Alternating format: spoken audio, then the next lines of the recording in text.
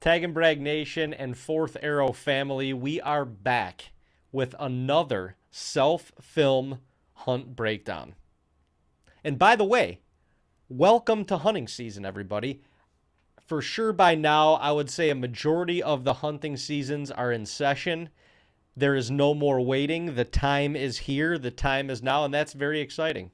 So we've been out. We actually did a trip to North Dakota earlier in the month of September. Dean shot a buck on opening day, and it was an awesome self-filmed hunt. It was about as good as it gets. Got some really good B-roll of the deer coming in, had multiple different angles in his tree. You really got to be immersed and embraced the hunt that he was on, and really, watching it, and I know I'm a little bit biased, but it felt like I was right there in the tree with him. So without further ado, we are going to be breaking down Dino's opening day North Dakota Velvet Monarch. Here we go. So, really starting to calm down. Little drone it's shot. Actually good, because the wind will play a little less of a factor. You can see that his setup is fairly open. He was actually sitting, and you'll see it in a second, on the end of a tree row. A couple different reasons for that, but number one was the visibility. There's a couple tree rows that we were hunting on this specific piece of property, and if you get into the middle of them, it can really minimize your visibility, like north and south or east and west down the tree rows, to be able to see in the fields or to be able to see the deer that are kind of using the tree rows coming down them. So this stand was perfect from a visibility standpoint because Dean had a lot of it. And we should be able to hear the deer coming, which is a big advantage, because if they get up and start moving, a lot of times out here in North Dakota, they want to go from A to B, and they will just run there, and they can end up in your lap before. So you can see Dino's got, this is a FX30 DSLR over his shoulder. He's got it on a Cranford mount. And this is getting a little technical and kind of a little bit more advanced, I would say, from a self-filming perspective. Utilizing a DSLR as a second angle is not as easy as just using a one-button, POV camera such as a GoPro or a Garmin or anything like that. So this is getting a little bit more advanced, but as you can see, Dean's got this set up over his shoulder so that anything feeding out in the beans in front of him, where a majority of his shooting is going to be caught by this second angle. Or you know it. And self-filming, when you got to turn on several cameras and get everything on and adjust it, it can happen very quick. So you can see that DSLR that's set up over his shoulder. This is a GoPro mount that is basically facing where he anticipates the deer to be coming from. So if you can imagine, the DSLR is kind of over his shoulder out in front of him. This is kind of like a backside angle. So he's got a lot of the range of shooting in his tree covered just by his 2-second angles. We're going to try to make this happen for you. It's funny, it doesn't feel like long ago when I was in this tree. Not that it was super long ago, but. So there you go. This is actually the year before in October, and this is another second angle. You can see up to the left-hand corner of the screen, the DSLR over his shoulder, set up in a very similar spot. And actually, this GoPro is set up in a very similar spot as well. It's just the leaves are all gone and the crops are all gone, so it looks even more open and bare. But this is a multiple trunk tree, something that we love to get into, especially when we're self-filming, because it allows you just a little bit more movement and a little bit more cover to mask that movement. When you're self-filming, movement is necessary. You're going to have to move the camera to get into the position, and then you're going to have to grab your weapon of choice and get a shot. So the movement is, unfortunately, it's inevitable. It's picking the right tree and setting up that tree accordingly so that you can minimize the movements, but also get away with them if you need to when the deer are in range. middle of October last year. Was in this tree hunting this, literally the same buck. There's 2 or 3 other bucks in here that are shooters also. And I'd be, Lord willing, I'd be more than happy to tag any of them. But it's cool to know, actually 2 of them I should say, are 2 bucks that we were hunting last year. I in particular was spending the most time over here hunting them. And they're both still alive. They both look incredible. And they're just big old North Dakota deer. 5, 6+ year old bucks, so they're gonna be smart, and they are just big. That's him. Big prairie roaming deer. But they have, at least one in particular has been moving in daylight quite a bit, so hoping this calm weather and warm temps doesn't hold them back. It hasn't held them back the last week and a half, so opening day, folks. Let's go. Dave and I wanted to team up. We did this week, which we still probably will and might, but we've got several different bucks in different areas daylighting, and you got to take advantage of the time when that's happening. So Amen. we split up to try to double the odds. It's also double the challenge doing it by yourself. So God bless. Look at that e-thermal unit there, keeping the bugs away. So just real quick here, it's very easy to, from an editing standpoint, when you have those 2 angles going when you're doing your interviews and stuff. I know there was trail camera footage over top. There's some other, different B-roll footage over top, which is very necessary to tell the story. But bare minimum, if you have the 2 separate angles, at least you can be bouncing back and forth from each one of those angles to keep the viewer's eyes busy, to keep them kind of in that tree with you, not in the same spot, but being able to kind of almost look around as you are while you're doing the interview and scanning, to check for deer.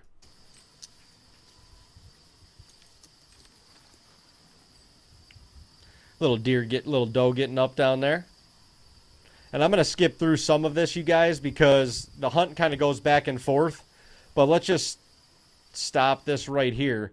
You could see Dean's got the camera arm, and we talk about this every breakdown, but the camera arm is about hip level, maybe a little higher on his right side.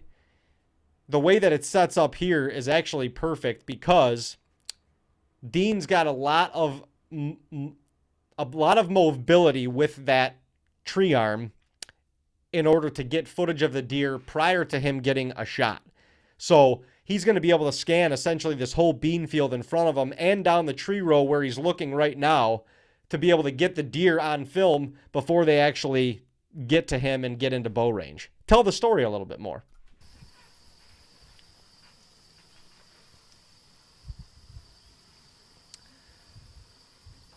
So he had this doe up and going. Let's fast forward a little bit. I think it's going to cut. Yeah, we cut to my hunt now. Well, my portion of the hunt. These hunts are happening simultaneously. Dean's in one tree about a mile away. I'm in another tree. And I had this buck coming in, but you can see my setup too. Very similar. We try and keep things consistent with our setups. That allows us to kind of create, just an ease of use in setting up, not only setting up, but familiarity with the equipment, where it is, where it's going to be, turning on cameras over your shoulder, being able to grab the main camera to be able to get good footage. And you can see the footage of this 8-point is awesome, all thanks to Fourth Arrow. I mean, if this was a shooter all day long, we'd be capturing this hunt perfectly. This deer came in, read the script. And we'll let's bump a little forward here, but yeah, you can see this deer came in. Oh, too much forward. Oh. And he's just off to my right now. But once again, my setup, I'm kind of in the tree row, a little bit different than Dean, although the way that this tree row kind of turned, you could see a lot of the beans, and you could tell in front of me, like I've got a lot of shooting into the beans. But this second angle over my shoulder is also going to capture a lot of that shooting in the beans. And if you could see, right in between that big tree in front of me and me is a massive deer trail that runs 18 yards in front of the stand. That's what I'm hoping for with the over the shoulder and the main camera. It's going to capture it all on film and be awesome. So let's cut back to Dino. 15 minutes till sunset. Wind is actually now. And that big boy just got up. You could see the camera is steady on the fourth arrow tree arm. It is filming the deer. Dean is turning around and doing an interview as this is capturing footage of the deer. It's a perfect scenario. Based off of where he is, we got about 10-15 minutes till sunset, so I got some time. I just want to make a note. Dean's using the fourth arrow stiff arm, but this deer has to be 300 to 400 yards away. I mean, he's far. A rifle poke is far at this deer at this point where he's at in the night's movement. So this camera is rock solid. I mean, it's not moving at all on this on the tree arm. Just shows you the quality of the equipment, why we use it, the value of it, and capturing this hunt to the fullest, and especially with how visible this deer was early, but with how quiet, I guess, the camera movement is and everything, it just makes this hunt all the better. He's just he just got up out of bed. He just got up. Man, that's a big deer.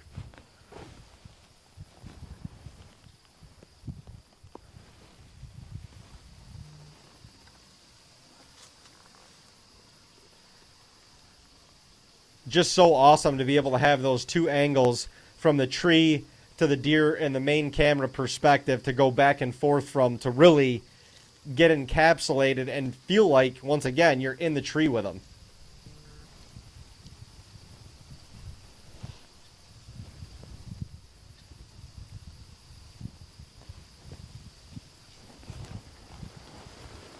So I'm going to fast forward a little bit. This deer, and we go back and forth from view to view. I mean, it feels like you're sitting as the cameraman in this tree. Really a care in the world, honestly. He's going to make his way. So I think this is right when he kind of turns and he really starts committing to the tree row. But look, Dean's able to make this movement based on the setup that he has and the tree that he picked out. He's able to make this movement. There are other deer around, but he's able to make this movement, stay locked on the target buck while his second angles are just running and capturing this whole hunt on film flawlessly.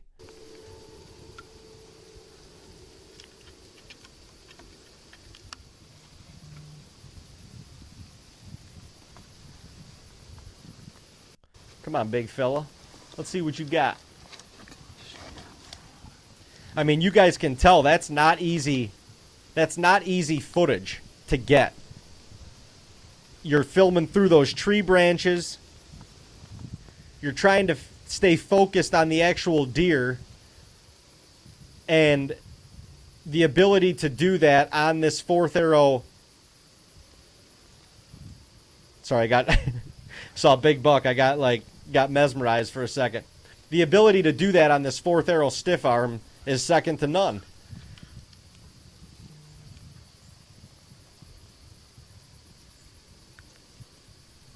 Here he comes. I mean, you got to think right at this point, Dino's heart is thumping. He kind of knows the does are already committed to the trees. The deer out in North Dakota a lot, they work the tree rows, up and down the tree rows, because they can stay in the shadows. They feel safe. So once they commit to that tree row, it's like you got a 50-50 chance. Which way are they coming?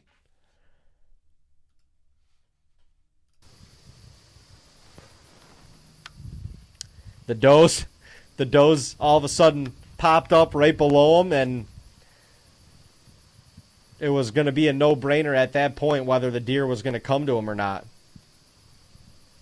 But this is awesome. The ability to capture this hunt and then capture the after the shot is absolutely unreal.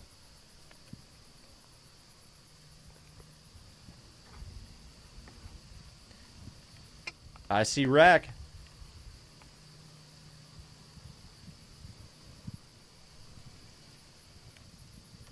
Bump up a little bit. Dino gets a little he gets a little ballsy here, I guess, because this buck comes in and he starts popping out into the beans. You know, a normal person right now, zoomed out, you could still see him. I mean, I know you could see it, it's tough, a little bit tougher through the trees, but a normal person right now is okay with that. Dean's got his bow in hand. He's working the camera on the fourth arrow tree arm with one hand, and he's got his bow in another hand. And now he's zoomed in on this deer enough where he's focused on him. Although the deer is in the trees a little bit, you could see him just fine. Very difficult to do to zoom in this close, especially when you're self-filming.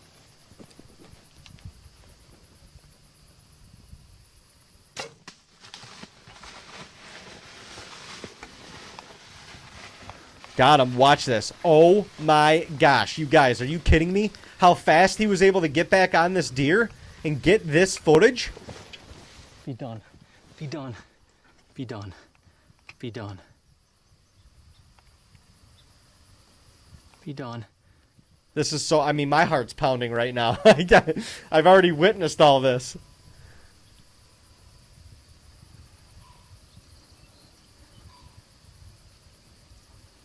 Oh my gosh.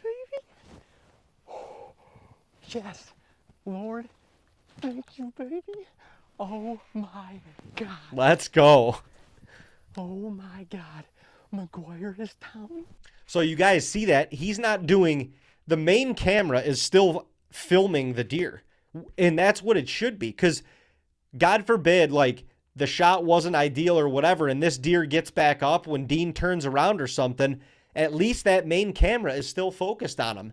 This, now, him being able to turn around and react to his second angle makes this hunt what it is. And it also helps the hunter from a tracking standpoint, because if this field wasn't open and that field was just hardwoods and you're pointing the camera down through a hardwoods or whatever, in my experience, I keep that camera running until I know the deer is absolutely done, or I don't see him anymore. And even if I don't see him anymore, I'll typically still keep the camera pointed in that direction, because once again, if he gets up or whatever, or we need to review footage for some reason we can't find the deer based on the first track job or whatever, we can go back and review the footage now to give us an inclination of what happened after the deer actually was hit. Not the case in this scenario. The deer's done, but just it goes to show you how easy it is to turn around, have a reaction to your second angles, and make it so much more seamlessly of a hunt when you're self-filming. Unreal. Once again, there's... Holy good Lord. Yeah, baby. David, we did it. I mean, this is just awesome. How do you beat this? You have got to be kidding me. You have got to be kidding me. This is the best feeling I've ever had in my life. Dean got married last year, just so you guys know. Maybe the second best feeling? Either way, how awesome. He's able to have a true reaction, just letting out the raw emotions of how the hunt unfolded and the success of the hunt. He doesn't have to worry about flipping a camera, turning it back to him. He can just have his normal reactions as he would in any other hunt, and that's how it should be. Oh my God, what a stud. What a stud, baby. We did it. We did it. We did it, baby. So I want to fast forward just to show you guys the actual deer. It was an amazing recovery and awesome deer. So I want to fast forward to this. And then I'm going to go over some of the actual specific products Dean was using during this hunt. That is unbelievable. Dude, that is a freaking hoss. Look at the mass on that deer. I'm telling you guys, you could not Perfect grasp dude. the mass shook. What a on this buck. deer without being in Pretty person. that It is, was dude. unreal. That's nuts. That is nuts, dude. Heck That yeah. is a heavy racked buck. I'm shook. This deer is 6+ years old. This is my most impressive deer I've ever killed. So as you guys can see, that was an insane hunt. It was an insane moment for Dean and I. It was opening day of the North Dakota season. That was opening day. We had planned on being up there 7 or 8 days. So an unreal way to kick off the season. We actually wanted to be together to capture the hunt in a little bit more quality. And we had so many bucks on camera. We had, it didn't make sense to do anything else other than split up and sell film. But this 4th Arrow camera gear allowed Dean to film that hunt about as good as it gets. I don't even know if a cameraman even needed to be there, or if the cameraman was there, what else he would have gotten that would have been more impressive than what Dean just did self-filming. So let's go over a couple of let's just go over the setup that he had. So this is the 4th Arrow website, 4tharrowcameraarms.com. If we go to shop, we are going to go down to, we could just go to the hang on stand. Okay, so the stiff arm, this stiff arm is the camera arm that Dean was running. Dean had it taped up just to kind of mask, I don't know, just to blend it in a little bit more. But this is the camera arm that he was running. This is Dean's go-to. He likes being rock solid. And this is just an old faithful. I mean, this is a couple generations worth of the 4th Arrow camera arms. You could go lighter if you want to, but for stability, as you guys could see, this is about as good as it gets. And for the camera that he was running, he's running a Sony AX100 camcorder, a little bit of a smaller camcorder, I would say, but holds this thing perfectly, and like I said, the steadiness is unmatched. Now let's go down to the accessories. And Dean was, for sure, one of the second angles that he was running had this silent flex POV clamp mount. This is one of my favorite mounts, probably is my favorite mount that 4th Arrow has come out with. It's so versatile. I use this with my GoPro, especially when I'm self-filming, walking in, talking to the camera as kind of like a POV selfie stick almost. And then it's so easy once you get to the stand to film your whole entry into the tree stand and setup, because you can easily clamp this on any branch, on any part of the tree stand. It sets up perfectly. And once again, you can just bring people into the hunt so much better that way. So this was the one main camera, or the one POV angle that he had off to the side that was almost facing him, kind of getting that behind angle look, is from this flex POV clamp mount. And once again, one of my favorite, if not the favorite mount for second angles from 4th Arrow. It's so versatile. For instance, on public land down here in Tennessee, you can't screw anything into a tree. So a couple of these mounts are awesome because you can clamp them to any branch in the vicinity, and you're going to have 1 or 2 POV second angle views. That's going to be awesome to set up your hunt. So that's pretty much it, guys. Hope you guys enjoyed that self-film hunt breakdown. An awesome self-film hunt. If you guys would, go over, check out some more hunts on our YouTube channel. Go to youtube.com/TAGNBRAG. Make sure you subscribe. You should subscribe to the 4th Arrow YouTube channel as well. As I said before, 4tharrowcameraarms.com to pick up any of this equipment that you see us utilizing. And please, feel free to drop a line below, ask us questions. We're certainly not, we don't have it perfected by any means, but we've been through the ringer a time or two with the self-filming gig. And we've learned a lot the hard way. So if we can curb that a little bit for you so that your next hunt is successful and you can capture it on film, all the better. Drop us a line, go to fourtharrowcameraarms.com and get you some self-filming gear today so that you guys can capture hunts just like we do.